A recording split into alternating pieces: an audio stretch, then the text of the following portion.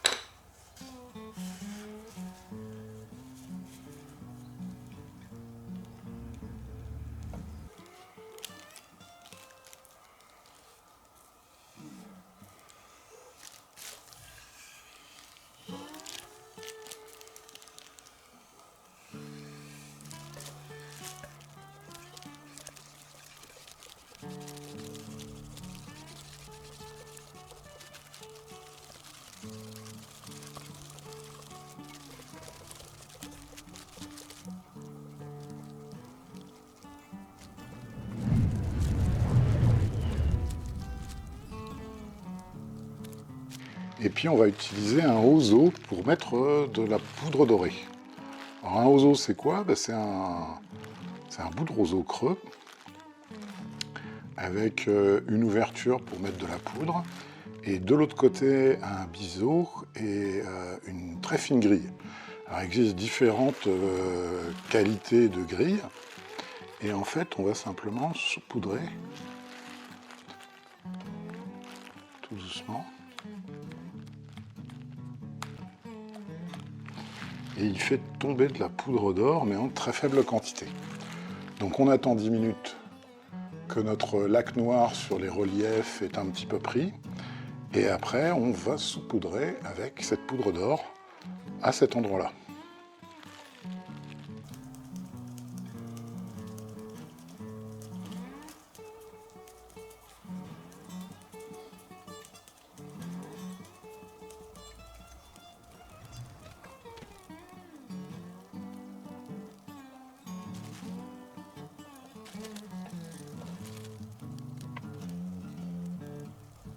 Et c'est reparti pour 48 heures de fourreau à 90% d'humidité.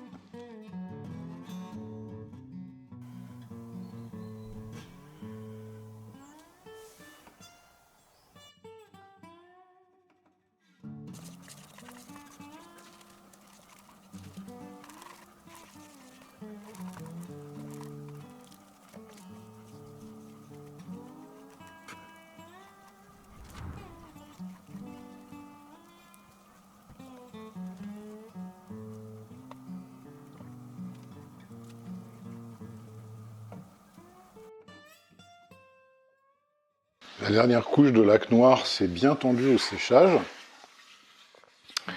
On va avoir là un gros travail de ponçage, puisque l'idée est de ramener cette surépaisseur au niveau du reste de la surface. Et on va faire ça avec toute une série de pierres à eau.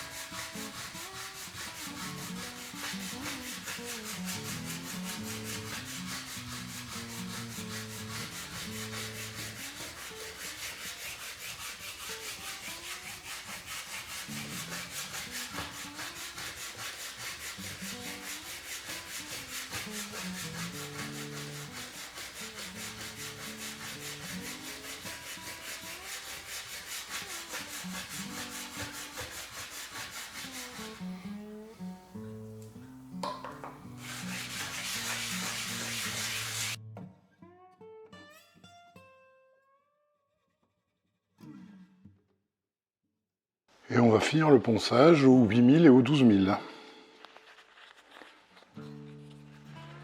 Toujours à l'eau.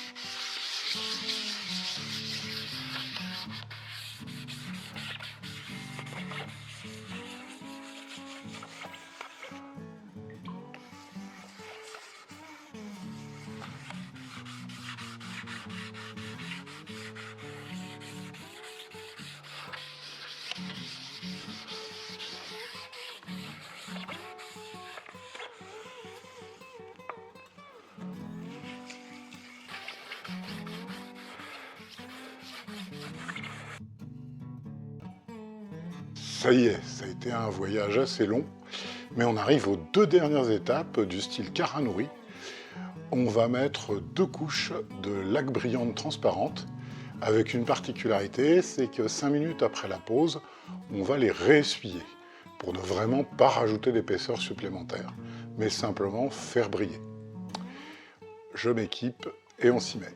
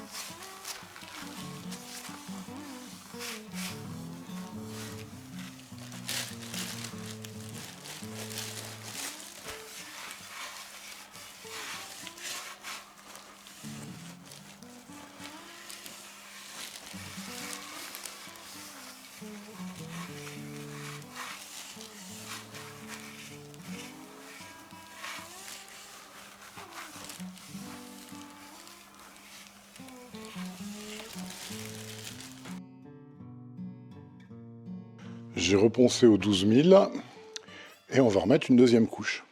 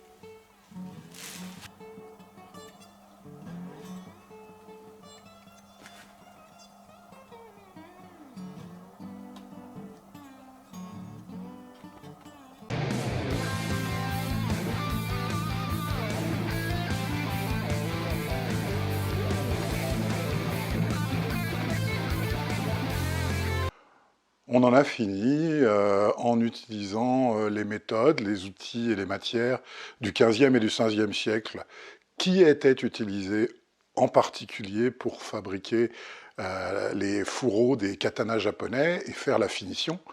Je vous rappelle quand même que ces fourreaux étaient en cyprès, qui est un bois assez tendre, hein. C'était 2 bouts de cyprès évidés et collés en fait au départ.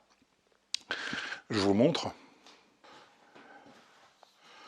Celui-là est brut.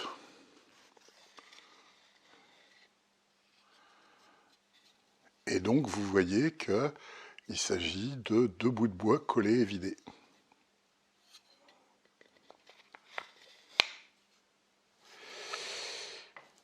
Donc on y est arrivé. Alors, 50 jours. Mais 50 jours dus à la matière elle-même, dus au séchage.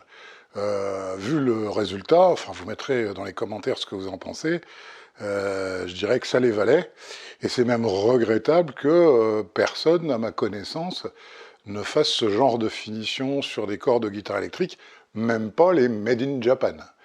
Mais je pense que y a des impacts économiques, hein, bien sûr, et puis désolé, même dans 500 ans, ça ne sera pas une relique. Voilà, je n'y peux rien, vous aurez beau mettre des coups de médiator dessus. Si vous l'attaquez au marteau-piqueur, à mon avis, vous devrez avoir quelque chose, mais bon, voilà, quoi. Vous êtes abonné, j'espère. Si c'est pas fait, on s'y met tout de suite, parce que vous avez vu qu'on est très très loin d'avoir fini la Torres. Donc on va continuer avec une semaine sur deux avec la Torres, et puis la semaine prochaine, on va attaquer la fabrication d'une nouvelle guitare. Pourquoi ? Parce qu'il n'y a pas de raison. Si vous avez besoin d'une table, d'un set acoustique, de touches, de bois un petit peu exceptionnel, n'oubliez pas que vous pouvez aller dépenser de l'argent sur la boutique. Le lien est ici. À la semaine prochaine.